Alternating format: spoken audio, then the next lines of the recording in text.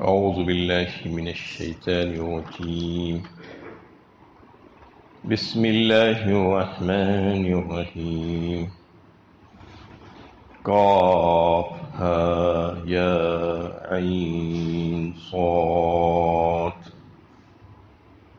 ذكر رحمة ربك عبده زكريا قاف ها یا عین صاد۔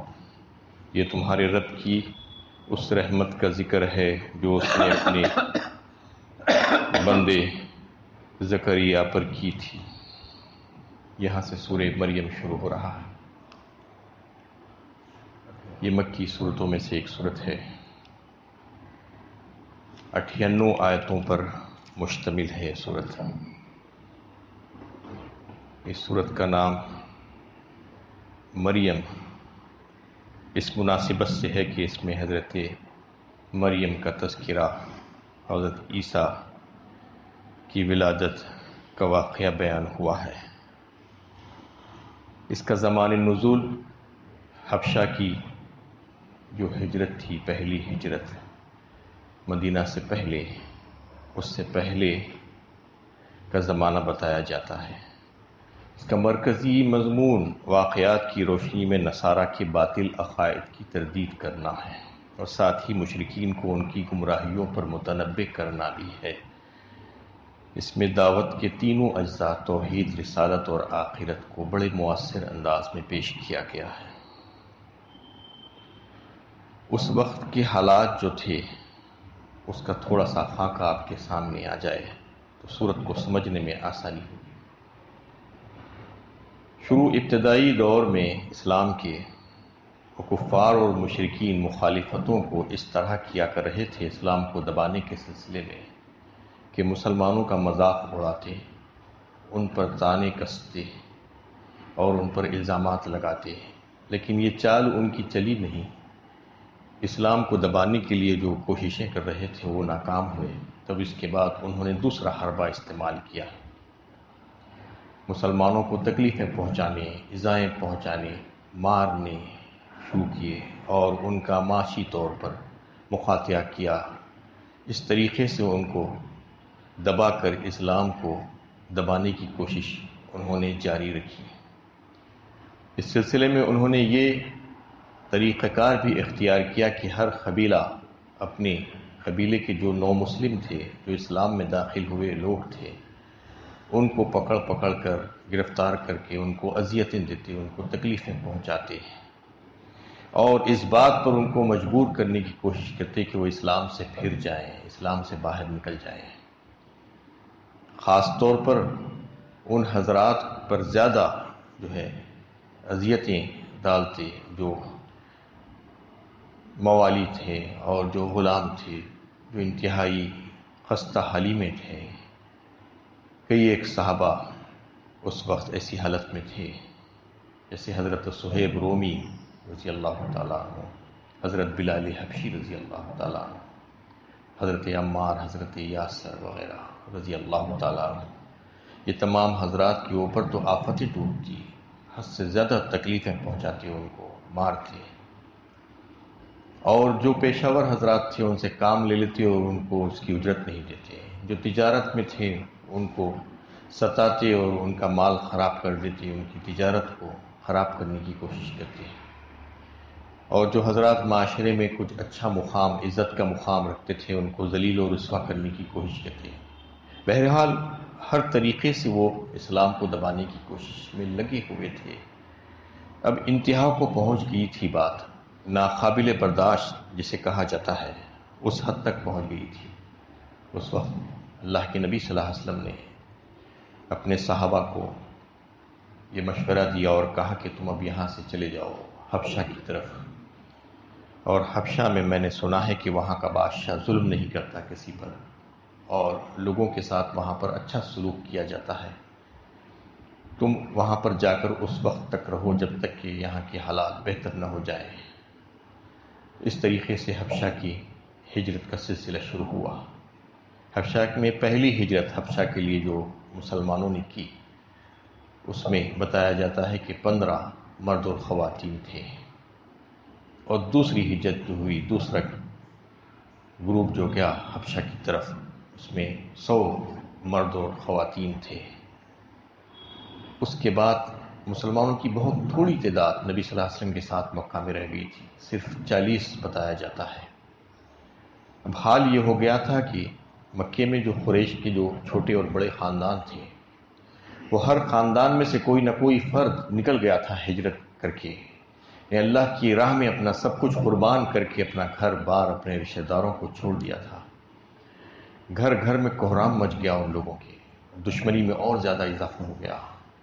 جو لوگوں کے دلوں میں اللہ تعالیٰ نے ہدایت ڈالنی تھی ڈالی، وہ لوگ مسلمان بھی ہوئے، لیکن زیادہ تر دشمن اور مزید دشمن بنتے گئے، اور ان کو سمجھ میں نہیں آ رہا تھا کہ اب کیا کرنا چاہیے ان کی مخالفت میں، کیونکہ کوئی گھر ایسا نہیں بچا تھا جہاں سے کوئی نہ کوئی فرد نہ نکل گیا ہو۔ کسی کا شوہر چلے گیا ہے تو کسی کا بیٹا چلے گیا ہے، کسی کا بھائی چلے گیا، کسی کا بھتیجا چلے گیا۔ یہ کیفیت ہو گئی تھی، تو انہوں نے سر جوڑ کر بیٹھ کر مشورہ کیا کہ اب کیا کرنا چاہیے اس سلسلے میں، لوگوں کو کس طریقے سے واپس لانا چاہیے جو یہاں سے چلے گئے ہیں ہمارے رشتہ دار۔ عمرو بن عاص کو انہوں نے منتخب کیا، اور ان کے ساتھ اور کچھ لوگوں کو، اور بہت ہی قیمتی تحفے تحائف اور ہدیے دے کر ان کو حبشہ کی طرف روانہ کیا گیا، تاکہ جا کر وہ وہاں پر ان لوگوں کو سمجھائیں، وہاں کے بادشاہ اور اس کی سلطنت کے لوگوں کو سمجھا کر یہ جو بھاگے ہوئے لوگ ہیں ان کو واپس لائیں گرفتار کر کے۔ یہ جا کر وہاں کی سب سے پہلے سلطنت کے جو عمرا اور سردار تھے ان سے ملے، ان کو تحفے تحائف دیے، اور ان کو اس بات پر راضی کیا کہ ہمارے ساتھ جو ہمارے پاس کے جو لوگ آ گئے ہیں ان کو واپس کرنے میں ہماری مدد کرو، اور بادشاہ سے ہماری سفارش کرو۔ بادشاہ نجاشی تھے اس وقت، اور ان لوگوں کا دین عیسائی دین پر وہ لوگ قائم تھے۔ تو بادشاہ کے سامنے جب پیش کیا گیا تو بادشاہ کے سامنے وہ لوگوں نے، مکے کے جو لوگ وفد گیا تھا، کہا کہ ہمارے چند نوجوان جو نادان ہیں بھاگ کر فرار ہو کر یہاں پر آ گئے ہیں، اور وہ نہ صرف ہمارے دین سے نکل گئے ہیں بلکہ آپ کے دین میں بھی داخل نہیں ہوئے ہیں۔ وہ تو ایک انوکھا دین اور ایک انوکھا طریقہ لے کر آئے ہیں۔ ہمارے اشراف یہ چاہتے ہیں کہ ان کو آپ ہمارے ساتھ بھیج دیں، یہ ان کی درخواست ہے، درخواست پیش کرنے کے لیے ہم آپ کے پاس آئے ہیں۔ اس پر بادشاہ نجاشی بہت بگڑ گیا اور کہا کہ یہ کیسے ممکن ہے کہ لوگ میرے اوپر اعتماد کر کے، میرے ملک پر اعتماد کر کے یہاں پر آئے ہیں، تو میں ان کو ایسے ہی بھیج دوں واپس؟ میں ان کی تحقیق کروں گا کہ آخر بات کیا ہے، حقیقت حال کیا ہے۔ اس وقت مسلمانوں کو دربار میں بلایا گیا، چنانکہ مسلمانوں کا ایک قافلہ جو ہے حبشہ پہنچ گیا تھا۔ یہ نبوت کی 5ویں سال کا واقعہ ہے۔ بادشاہ نجاشی جو عیسیٰ علیہ السلام کا پیروکار تھا، مہاجر مسلمانوں کو بلا بھیجا، جو مسلمان پہلے سے آ کر ان کے پاس قیام پذیر تھے، اور ان سے سوال کیا کہ تم نے کون سا دین اختیار کیا ہے۔ اس وقت حضرت جعفر بن ابی طالب جو حضور صلی اللہ علیہ وسلم کے چچا زاد بھائی تھے، انہوں نے بڑی مؤثر انداز میں تقریر کی، اس میں انہوں نے زمانے جاہلیت کے حالات بتلائے، کہا کہ کیسے واقعات تھے عرب میں، کتنی جہالت تھی اور کیسی مار دھاڑ، قتل، خون اور غارت گری مچی ہوئی تھی، عورتوں کی عزتیں محفوظ نہیں تھی، کوئی کسی کو نہیں پوچھتا تھا، بت پرستی عام تھی۔ ان حالات میں اللہ کے نبی صلی اللہ علیہ وسلم کی بعثت ہوئی، اور اسلام کی ان تمام خوبیوں کو انہوں نے اس کا ذکر کیا، جس کی وجہ سے لوگوں کی زندگیاں بدل گئی اور ان کے اندر بہترین اوصاف پیدا ہو گئے، وہ ایک بہترین انسان بن گئے۔ تو نجاشی نے ان سے کہا کہ مجھے اس کلام کا کچھ حصہ سناؤ جو تمہارے نبی پر نازل کیا گیا ہے۔ اس وقت حضرت جعفر بن ابی طالب نے یہی سورہ مریم کا ابتدائی حصہ پڑھ کر سنایا، جس میں حضرت یحییٰ علیہ السلام کی ولادت اور حضرت عیسیٰ علیہ السلام کی ولادت کا تفصیلی تذکرہ آیا ہے۔ وہ سنتا جاتا تھا اور روتا جاتا تھا، اس قدر رویا کہ اس کی داڑھی تر ہو گئی. وَإِذَا سَمِعُوا مَا أُنزِلَ إِلَى الرَّسُولِ تَرَىٰ أَعْيُنَهُمْ تَفِيضُ مِنَ الدَّمْعِ مِمَّا عَرَفُوا مِنَ الْحَقِّ يَقُولُونَ رَبَّنَا آمَنَّا فَاكْتُبْنَا مَعَ الشَّاهِدِينَ. 7ویں پارے سورہ مائدہ میں جو ہے پہلی ہی آیت میں اس کا تذکرہ آیا کہ جب وہ سنتے ہیں اللہ کا کلام جو نبی پر نازل کیا گیا ہے تو آپ دیکھتے ہیں کہ ان کے آنکھوں سے آنسو رواں ہو جاتے ہیں اور یہ کہتے ہیں کہ اے ہمارے رب ہم آپ پر ایمان لائے اور ہمارا نام بھی ان لوگوں میں لکھ لیجئے جو گواہی دینے والے ہیں، جو تصدیق کرنے والے ہیں. یہ کیفیت ان کی ہو گئی اس وقت بادشاہ نجاشی کی. تو انہوں نے وہ کلام سنا اور کہا کہ خدا کی قسم یہ کلام وہی کلام ہے جو حضرت عیسیٰ علیہ السلام ہی کی طرح، جو عیسیٰ علیہ السلام لے کر کلام آئے تھے، دونوں ایک ہی سرچشمے کی ہے، دونوں سے ایک ہی نور نکل رہا ہے. یہ کہہ کر رقت طاری ہو گئی ان کے اوپر اور کہا کہ میں ہرگز تمہیں ان لوگوں کے ساتھ نہیں بھیجوں گا. یہ سننا تھا کہ وہ مکے کا جو وفد آیا تھا انہوں نے پھر ایک چال چلی اور نجاشی کو پھر سے گمراہ کرنے کی کوشش کی اور کہا کہ آپ ان لوگوں سے پوچھئے کہ حضرت عیسیٰ علیہ السلام کے بارے میں ان کا کیا عقیدہ ہے، کیونکہ وہ تمام حضرات عیسائی تھے، عیسائی مذہب کے ماننے والے تھے اور عیسائیوں کی اکثریت اس بات کو مانتی ہے، یہ عقیدہ رکھتی ہے کہ حضرت عیسیٰ علیہ السلام اللہ کے بیٹے ہیں اور اللہ تعالیٰ کے ساتھ خدائی میں شریک ہیں. تو بس یہاں پر وہ لوگوں کی مخالفت نکال کر ان کو واپس لے جانے کی کوشش کرنے لگے اس موقع سے. تو اس وقت حضرت جعفر بن ابی طالب نے یہ سوچا کہ چاہے کچھ ہو جائے ہم غلط بات بالکل بھی نہیں کہیں گے، جو بالکل سچی اور صحیح بات ہے جو اللہ تعالیٰ نے کہی ہے اور جو ہم کو رسول اللہ صلی اللہ علیہ وسلم نے سکھائی ہے وہی بات ہم ان کے سامنے کہیں گے. انہوں نے کہہ دیا کہ حضرت عیسیٰ علیہ السلام اللہ کے بندے اور اس کے رسول ہیں، وہ اللہ کا کلمہ ہیں، اللہ تعالیٰ کی ایک نشانی ہیں. اللہ تعالیٰ نے ان کو جو ہے روح کہا اور اللہ تعالیٰ نے القاء کیا کنواری مریم کے اوپر. یہ کہنا تھا کہ نجاشی بادشاہ نیچے سے ایک تنکا اٹھایا اور کہا کہ تم نے حضرت عیسیٰ علیہ السلام کے بارے میں جو بات کہی ہے وہ ان کا مقام اس قدر بھی بڑا نہیں کہ جتنا اس تنکا، یعنی مطلب یہ ہے کہ اس تنکے سے زیادہ نہیں ہے، بس جتنا تم نے کہا اتنا ہی ہے، اس سے زیادہ نہیں ہے. یہ کہہ دیا اس نے، یعنی ذرا برابر بھی تم نے غلط بات نہیں کی، تم نے بالکل صحیح بات کی. یہ کہہ کر اس نے وہ سارے ہدیے اور تحفے جو بھیجے گئے تھے سب کو واپس کر دیا اور کہا کہ مجھے ان سب چیزوں کی ضرورت نہیں، میں ان لوگوں کو تمہارے ساتھ ہرگز بھیجنے والا نہیں ہوں. یہ کہہ دیا اور ان کو واپس کر دیا گیا. اب سورت کی شروعات ہوتی ہے حضرت زکریا علیہ السلام کی دعا سے کہ وہ کس طریقے سے اللہ تعالیٰ سے اولاد کے لیے دعا مانگے. دعا کا ادب سکھلایا گیا اس میں. پھر حضرت زکریا کو حضرت یحییٰ علیہ السلام کی ولادت کی خوشخبری سنائی گئی. حضرت زکریا علیہ السلام انبیاء بنی اسرائیل میں سے تھے. ان کا زمانہ حضرت مسیح علیہ السلام کی ولادت سے پہلے تھا اور ولادت مسیح کے بعد بھی وہ ایک عرصے دراز تک حیات سے رہے. اس میں حضرت یحییٰ علیہ السلام اور ان کے اوصاف کو بیان کیا گیا اور ان کو اللہ تعالیٰ کی طرف سے جو حکم ہوا تھا کہ توریت کو مضبوطی کے ساتھ تھام کر رکھو اس کا، اور حضرت یحییٰ علیہ السلام کی دیگر جو خصوصیات تھی اس کا بھی تذکرہ کیا گیا. اور اس کے بعد پھر حضرت مریم کے پاس فرشتے کا پہنچنا اور ایک انسانی روپ دھار کر جو ہے جانا اور پھر ان کو جا کر ایک پاکیزہ لڑکے کی خوشخبری دینے کا تذکرہ آیا، جس پر حضرت مریم چونک گئی اور کہی کہ مجھے لڑکا کیسے ہو سکتا ہے جبکہ مجھے ابھی تک کسی انسان اور بشر نے چھوا تک نہیں اور نہ ہی میں بدکار ہوں. اس پر فرشتے نے جواب دیا کہ یہ اللہ تعالیٰ کا حکم ہے، ایسا ہی ہوگا تمہارے لیے. اور جب لڑکے کی ولادت ہوئی تو وہ لڑکے کو لے کر گود میں جب اپنی قوم کے پاس آئی تو لوگ ان کے اوپر الزامات لگانے لگے بدکاری کے. تو انہوں نے اپنے بچے کی طرف اشارہ کیا جو ان کی گود میں تھا، اس کا تذکرہ آیا اور بچے نے خود گود میں سے کہا کہ انی عبداللہ، میں اللہ کا بندہ ہوں. اور پھر انہوں نے ساری باتیں کہی اسی گود میں سے.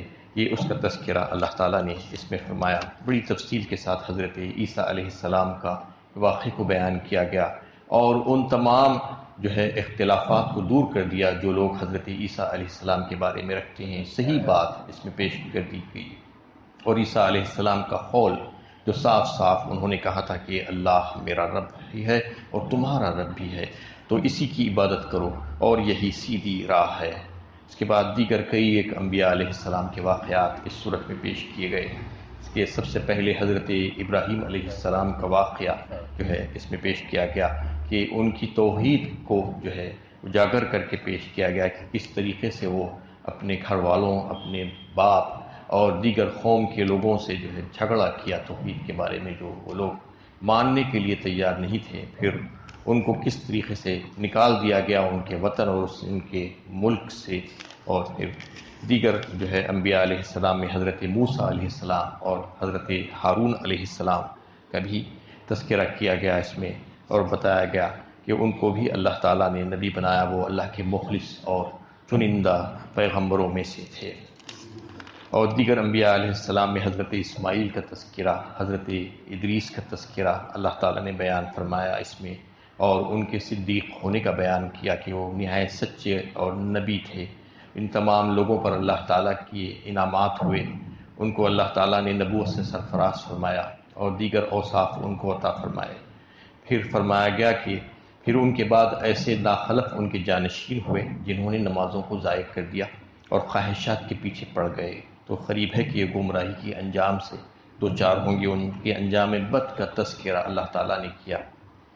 یہ نمازوں کو ضائع کرنے اور خواہشات کے پیچھے چلنے کی جو ایک ساتھ ذکر ہوا ہے، یہ بات واضح ہوتی ہے اس سے کہ نماز کو ترک کرنے کے بعد شریعت کی پابندی کرنا اور نیک عملی کی زندگی گزارنا انتہائی مشکل ہو جاتا ہے، تقریباً ناممکن ہو جاتا ہے، کیونکہ نماز ایک ایسی چیز ہے جو انسان کو باندھ کر رکھتی ہے اللہ تعالیٰ کے ساتھ۔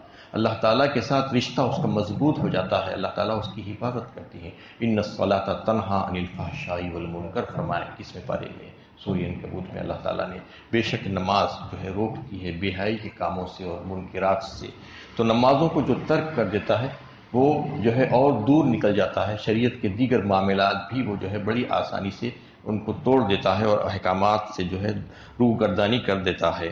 ایسا شخص لازماً اپنے نفس کی خواہشات کا شکار ہو کر رہ جاتا ہے اور اس کی زندگی غلط رخ اختیار کر جاتی ہے۔ فرمایا گیا الا من تاب وآمن وعمل صالحا فاولئک يدخلون الجنۃ ولا یظلمون شیئا۔ فرمایا اس کے بعد لیکن جو لوگ توبہ کرے، ایمان لائے اور اچھا عمل کیے تو پھر اللہ تعالیٰ ان کے لیے باغات تیار کر کے رکھے ہیں، جنت ان کے لیے مقام اور ان کا ٹھکانہ ہوگا، اور پھر وہاں پر وہ کسی قسم کی کوئی لغو اور بیہودہ بات نہیں سنیں گے، بلکہ سلام سلام کی آوازیں وہاں پر آ رہی ہوں گی ہر طرف سے۔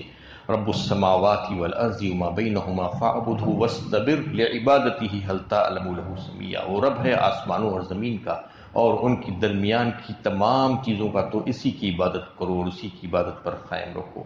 کہ ہم تمہارے علم میں اس کا ہم نام اس جیسا کوئی ہے؟ یہ فرما دیا گیا کہ اللہ ایک ہی ہے، تنہا ہے، ایکتا ہے، واحد ہے، اس کے سوا اور کوئی نہیں عبادت کے لائق ذات۔ اور پھر اللہ تعالیٰ نے قسم کھا کر کہا کہ شیطانوں کو ضرور ہم اکٹھا کریں گے، ان سب کو جہنم کے گرد اس طرح حاضر کریں گے کہ وہ گھٹنوں کے بل گرے ہوئے ہوں گے۔ وَإِن مِّنكُمْ إِلَّا وَارِدُهَا كَانَ عَلَىٰ رَبِّكَ حَتْمًا مَّقْضِيًّا۔ اور تم میں سے کوئی نہیں جو اس پر وارد نہ ہوا ہے، پل صراط میں سے ہر ایک کو گزرنا ہوگا، یہ بتا دیا گیا۔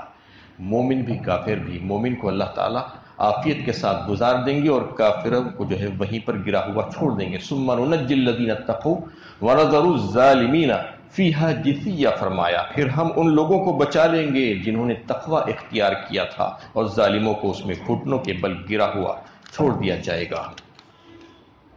قُلْ مَنْ كَانَ فِي الضَّلَالَةِ فَلْيَمْدُدْ لَهُ الرَّحْمَٰنُ مَدًّا۔ جو لوگ گمراہی میں پڑتے ہیں رحمان انہیں ڈھیل دیا کرتا ہے، یہاں تک کہ جو اس چیز کو دیکھ لیں جس کا ان سے وعدہ کیا جا رہا ہے۔ جو لوگوں کی ڈھیل چل رہی ہے، پکڑ نہیں ہو رہی ہے، تمام تر نافرمانیوں کے باوجود بھی کوئی یہ نہ سمجھے کہ ان کو کوئی نہیں دیکھ رہا ہے، بلکہ ان کو دیکھا جا رہا ہے۔ ان کو یہ مہلت ملی ہوئی ہے، وہ مہلت سے اگر استفادہ نہیں کرنا چاہتے تو نہ کریں، ایک وقت آئے گا کہ ان کو دکھا دیا جائے گا جس کا ان سے وعدہ کیا جا رہا ہے، وہ سخت وعید ان کے لیے ہے۔ اور لوگ ہدایت کی راہ اختیار کرتے ہیں، اللہ کی ہدایت میں اضافہ فرماتا ہے۔ جو ہدایت کے راستے پر چلنا چاہتے ہیں، یقیناً اللہ تعالیٰ اس سے خبردار ہے اور اللہ تعالیٰ ان کو مزید ہدایت سے نوازتے ہیں۔ أَلَمْ تَرَ أَنَّا أَرْسَلْنَا الشَّيَاطِينَ عَلَى الْكَافِرِينَ تَعُزُّهُمْ أَزًّا، کیا تم دیکھتے نہیں کہ ہم نے کافروں پر شیطانوں کو چھوڑ کر رکھا ہے جو انہیں اکساتے رہتے ہیں۔ یوم نحشر المتقین الی الرحمن وفدا، جس دن ہم متقیوں کو رحمان کے حضور شاہی مہمانوں کی طرح لائیں گے۔ وَنَسُوقُ الْمُجْرِمِينَ إِلَى جَهَنَّمَ وِرْدًا، اور مجرموں کو جہنم کی طرف ہانک کر لایا جائے گا جس طرح پیاسے جانوروں کو لایا جاتا ہے۔ لَقَدْ أَحْصَاهُمْ وَعَدَّهُمْ عَدًّا، اور ہم نے سب کا احاطہ کر رکھا ہے، ایک ایک کو گن رکھا ہے، کسی کو چھوڑ نہیں رکھا ہے۔ کوئی یہ غلط فہمی میں نہ رہے کہ وہ کہیں چھپ جائے گا اور کہیں سے بھاگ کر نکل جائے گا۔ وَكُلُّهُمْ آتِيهِ يَوْمَ الْقِيَامَةِ فَرْدًا، اور قیامت میں ہر ایک کو ایک کے بعد آنا ہوگا، الگ الگ، اور کسی کے ساتھ نہیں آئے گا، اور اس کا حساب کتاب اللہ لینے کے لیے کافی ہے۔ فرما دیا گیا ان تمام آیتوں میں جو ہے یہ واضح کر دیا گیا کہ ظلم و زیادتی چلنے والی نہیں ہے، اور اللہ کے احکامات سے روگردانی کرنے والا بچ نہیں پائے گا۔ جہنم اس کا ٹھکانہ ہوگی جو اللہ تعالیٰ کی بات، رسول اللہ صلی اللہ علیہ وسلم کے طریقے کو اختیار کر کے اپنی نیک عملی کی زندگی گزارے گا تو پھر اس کے لیے جنت کی نعمتیں تیار ہیں۔ کئی کہ واقعات نے انبیاء علیہ السلام کے بیان کرے اس سلسلے میں کہ انہوں نے کس طریقے سے توحید کو پیش کیا اور کس طریقے سے اپنی قوم کو جو ہے ہدایت کے راستے پر لانے کی کوشش کی۔ عیسیٰ علیہ السلام اور حضرت یحییٰ علیہ السلام کی ولادت کا تفصیلی تذکرہ کیا گیا۔ جو عیسائیوں نے جو عیسیٰ علیہ السلام کے تعلق سے جو باطل عقیدہ بنا کر رکھا ہے اس کی مکمل اور بھرپور تردید کر دی گئی کہ تم جو سمجھ رہے ہو ویسا نہیں ہے۔ حضرت عیسیٰ اللہ کے بیٹے ہرگز نہیں ہیں، بلکہ حضرت عیسیٰ اللہ کے بندے اور اس کے رسول ہیں۔ اللہ تعالیٰ سے دعا ہے کہ اللہ تعالیٰ ہمیں صحیح علم و عمل کی توفیق عطا فرمائے۔